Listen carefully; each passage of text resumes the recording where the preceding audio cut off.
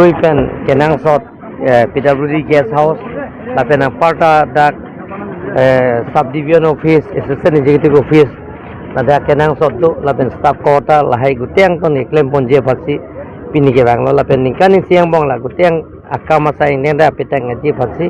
ini tum bori pon fokus da tuhan paci ni Tapi darla tum dhana tang ka phang phang lahai putake actually bangke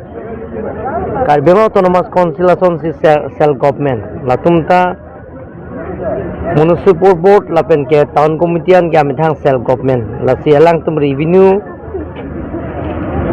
pensi depend po revenue pensi alang tum lang pensi konsi employee tum han ponunjima ponunema lapen lang tum han kon ma salary PGPP lage lang tum sita alang tum lahai ang ton revenue source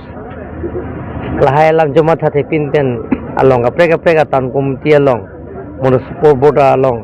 alang tum employee tum pon ewa jo ne pen alang tum ke salary GPU ne lo sida ne tum siveda government por Karbelo Autonomous Council pen charap chitu dun po border issue ke thanga problem ta velo lahai ta ni tum doamla ta thanga problem velo lahai ke bang indon baini mane putai lagi ni tuma aprang 1952 nitum phan gazette notification dolo lapen ke rituma laso notification ateng ben nitum ke chidu thip po lage